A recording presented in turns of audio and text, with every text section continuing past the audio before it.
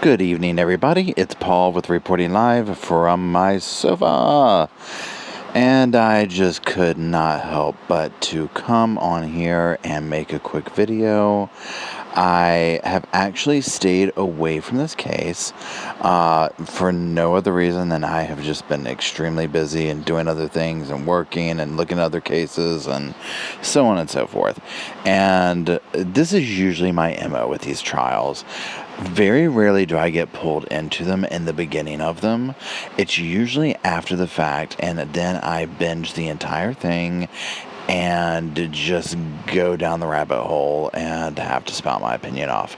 Well, so this one today, I watched the sentencing hearings after the fact, the replays, whatever. And I watched Mr. McNabb's first, and watched Miss Bell's second. And I literally was just like, this is why I can't watch this stuff as it comes out, because I want to watch every single bit of footage of these two, of this trial that there is, and oh my God. So, all that being said, I want to kind of make some talking points here about what I saw, but in the frame of mind of we're putting aside, we're not going to talk right now about guilt, not guilt, all that type of stuff, because, again, I haven't fully versed myself with this. I know that there's a lot of circumstantial stuff and so on and so forth, so I really want to delve into it because I'd like to kind of pride myself in being someone that kind of when there's certain cases and stuff like that, I just very much believe in fair trials and whatnot. So that being said, I don't want to speak to that because I don't have enough information to speak to it, whether this was a fair trial or they had enough information or any of that. So I just want to put that little disclaimer out there. I'm just simply speaking on the little bit that I saw today. Now I know that there's some kind of backstory here that these two are somehow family members of some sort. I think they're cousins, first cousins, I'm not sure. So there's a lot going on here. There's a lot of very superficial things that are easy to judge. The numerous face tattoos, the language, all sorts of things. Obviously, the crimes they're accused of. So, and I saw today the first one that was with McNabb. I saw an extremely angry person, and, hey, yeah, I mean, they're guilty, you know what I mean? Of course he's going to be angry, especially if he's claiming that he's not guilty. So, but, I mean, his demeanor and everything, I was like, oh my gosh, I mean, this guy is, really mad, and seems to have a pretty bad temper. So when he starts talking, when he starts talking, and yeah, he's got a thick accent and all that stuff. This is what truly just took me and made me say, wait, what am I watching? Is when the psychologist got up on the stand. And I figured that, I was like, why is the stake in the psychologist up here? In the sentencing, what is this even for? When she started talking about that turtle outfit and him pleasuring himself in front of her, I mean, that alone, I was like, oh my God. I was like, we're going down this path. We're walking down this path. We are in it. We can't turn around. We are going there. And then he is like, I've got something to say. Now, I was just like, oh, okay, he's going to address the court. Because one thing that I always find interesting about court is the accused rarely ever actually says anything. It's usually highly suggested that they don't say anything. And so, I mean, he was rearing to go. And when he started describing the turtle uniform, which, I mean, I know what they're talking about, and I'm just like, I can't get past thinking of the Teenage Mutant Ninja Turtles whenever they say turtle uniform. So there's a little bit of level of absurdity with that just is a hard mental picture to get rid of.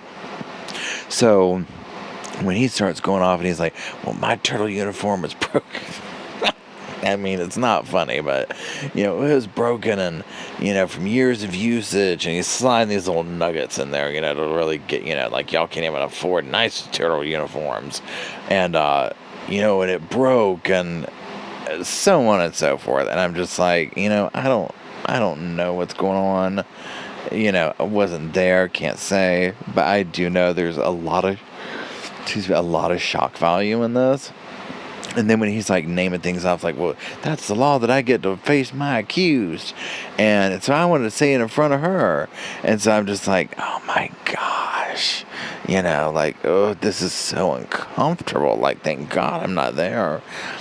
And so then when the judge starts questioning him, about the thing, and the biggest thing to me with his too was when the judge is like, well, what do you think we should do when, we find the person who did this? And he's like, throw him under the jail. And the judge is like, okay, here we go.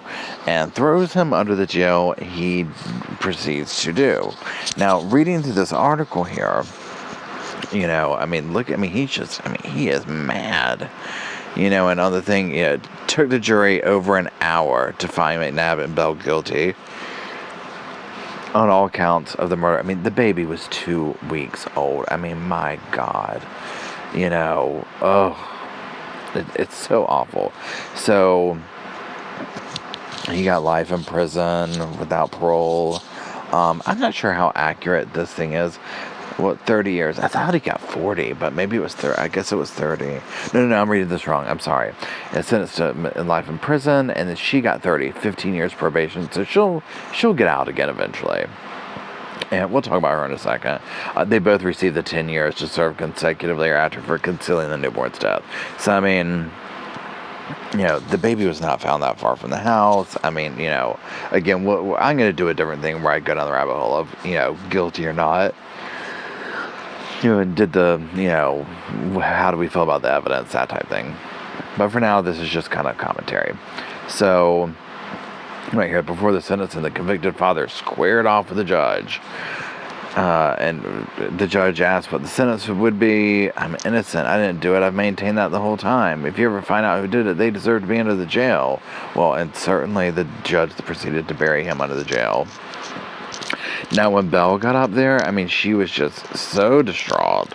And, again, I don't know what roles. My take on the sentencing is that she was almost considered more of like, I don't want to say an accomplice, but, the judge kind of explained to her because she was like, I ain't do this. And I was like, oh, my gosh. The poor thing. I ain't do this. And so he very quickly, in a kind of basic way, explained to her, by essentially being complicit with your daughter, being around this person and creating this environment, you were part of the issue. Are you part of the solution or the problem? She was not part of the solution. She just sat there just, frumpy in that chair, just as, upset as she could be.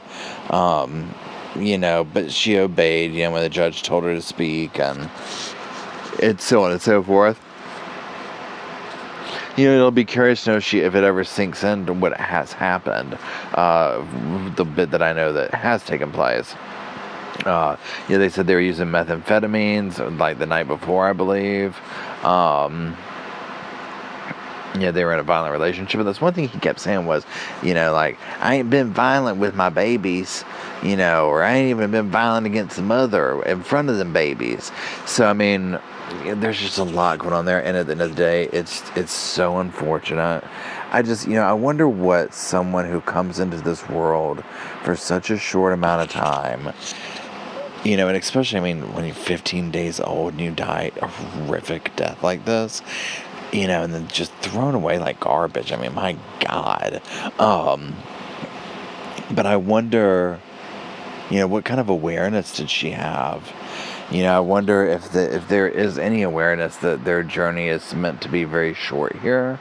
Because I just feel like, I don't know, I feel like I guess I have to assign some kind of, meaning to that to make it, I don't know, more digestible or something. I don't know.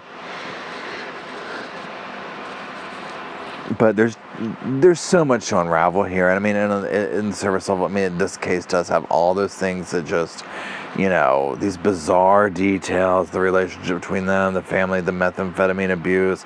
I mean, it kind of just paints this torrid picture. And so it's just sad. So, I don't know. I just thought it was interesting. What do y'all think about this? I know some people have been following it. So hit me up in the comments and let me know what y'all think about it. And until next time, I'll talk to y'all later.